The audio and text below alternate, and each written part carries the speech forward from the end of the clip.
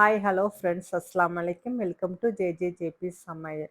இன்னைக்கு நான் வந்து கேக்கு தாங்க செஞ்சு காட்ட போகிறேன். கேக்குண்டா கேட்கவே வேண்டாம், நம்ம குட்டீஸ் எல்லாத்துக்கும் ரொம்ப பிடிச்சமானது. இன்னைக்கு நான் ரெட் வெல்வெட் கேக்கு தாங்க செஞ்சு காட்ட போகிறேன்.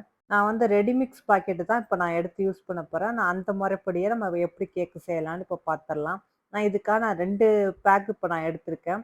இந்த முறைப்படியே நம்ம அப்போ வந்து கேக் செய்ய ஆரம்பிக்கலாம். இப்போ இந்த கேக் பாக்கெட்டில் வந்து ஒரு பாக்கெட்டுக்கு வந்து 2 முட்டை, 50 ml water, 2 table spoon oil போட்டிருக்காங்க. நம்ம இப்போ வந்து 2 பேக் எடுத்துக்கிறதுனால இந்த அளவை வந்து நம்ம 2 மடங்கா எடுத்துக்கலாம். இப்போ நம்ம கேக் பாக்கெட்டுக்குள்ள என்ன இருக்குன்னு இப்போ பிரிச்சு பார்த்துடலாம்.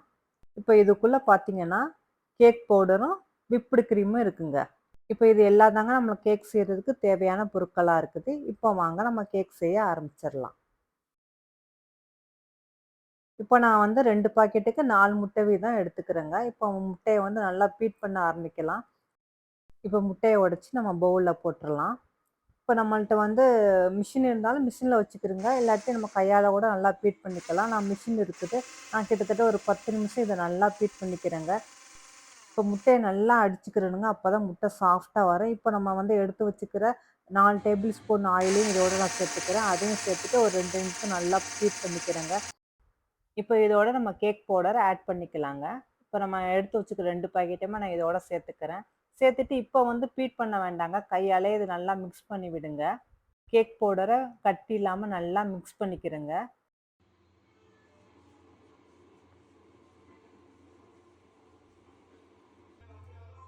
இப்போ நம்ம கேக் மிக்ஸை நல்லா மிக்ஸ் பண்ணியாச்சு. இது ரொம்ப திக்காக இருக்குது. அதனால நம்ம அதில் சொன்னபடி 100 ml அளவு தண்ணி ஊற்றிக்கலாம். இப்போ அது தண்ணியும் ஊற்றி நல்லா இப்போ மிக்ஸ் பண்ணுங்க. கேக்கு பதத்துக்கு நல்லா இதை மிக்ஸ் பண்ணி விட்டுக்கலாம்.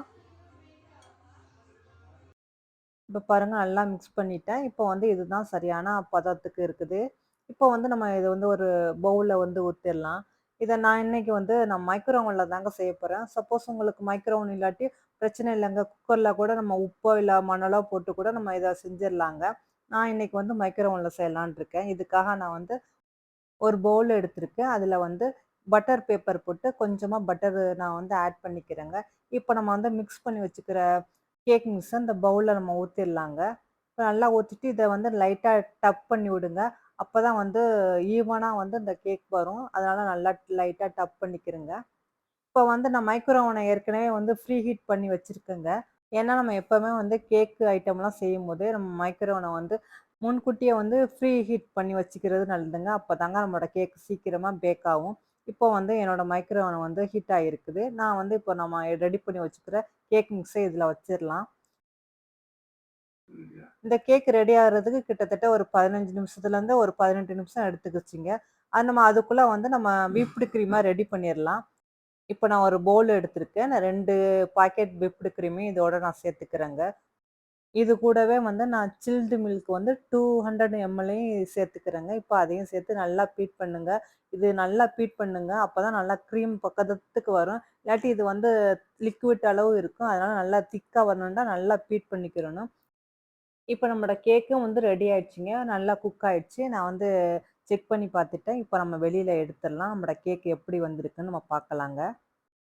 கேக் சூப்பராவே நல்லா வெந்து வந்துருச்சுங்க. இப்போ நம்ம வந்து ஒரு பவுல்ல அத மாத்திரலாம்.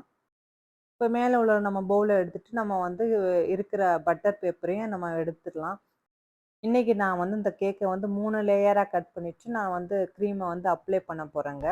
இப்போ நான் வந்து கேக்கு அ கட் பண்ணும்போது நல்லா ஈவனா வந்து நம்ம கட் பண்ணி எடுத்துக்குவோம். இப்போ நான் இந்த மாரி நான் கட் பண்ணி எடுத்துக்கிட்டேங்க. நம்ம இப்போ கட் பண்ணி எடுத்துக்கிற பீஸ்ல வந்து நம்ம சுகர் சிரப்ப கொஞ்சம் ஆட் பண்ணிக்கிறோங்க. எல்லா பக்கமும் வந்து சுகர் சிரப்ப வந்து ஆட் பண்ணிக்கிருவோம். இப்போ நம்ம சுகர் சிரப் ஆட் பண்ணி முடிச்ச பிறகு, நம்ம வந்து கிரீம எடுத்து இதோட நம்ம ஆட் பண்ணிர்லாங்க. கிரீம வந்து நல்லா திக்காவே எல்லா பக்கமும் நல்லா ஸ்ப்ரெட் பண்ணி விடுங்க. இதே மாரி நம்ம மத்த லேயர்லயும் நம்ம கிரீம தடவி ரெடி பண்ணி எடுத்துக்கலாங்க.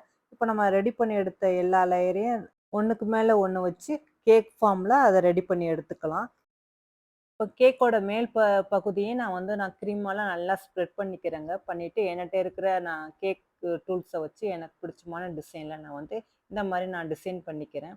இப்போ மேல நம்மளுக்கு பிடிச்சமான டிசைனோ, இல்ல சாக்லேட்டோ, இல்ல செர்ரி பழமோ, நட்ஸோ எது வேணாலும் யூஸ் பண்ணிக்கிறலாங்க. இப்போ என்னோட கேக் ரெடி ஆயிடுச்சுங்க. இப்ப நான் செஞ்ச கேக்க சாப்பிடுறதுக்கு நான் ரொம்ப ஆவலா இருக்குங்க. இது எப்படி இருக்குன்னு நம்ம இப்போ சாப்பிட்டு பாத்துரலாம். நான் சாப்பிட்டு பார்த்தேங்க. உண்மையிலேயே ரொம்ப டேஸ்ட்டாவே இருக்கு. நம்ம பேக்கரில வாங்குறத விட நம்ம வீட்லயே இந்த மாரி செஞ்சு குடுத்தா நம்மளுக்கு இது அதிகமான குவான்டிட்டி கிடைக்கும். ஸோ நீங்களும் இத வீட்ல செஞ்சு உங்க ஃபேமிலியோட என்ஜாய் பண்ணுங்க. புடிச்சிருந்தா மறந்துடாம எனக்கு லைக் பட்டனையும் பிரஸ் பண்ணுங்க. இதுவரைக்கும் என் சேனல சப்ஸ்கிரைப் பண்ணாட்டி சப்ஸ்கிரைப் பண்ணிக்கிறங்க ஃப்ரெண்ட்ஸ். பாய்.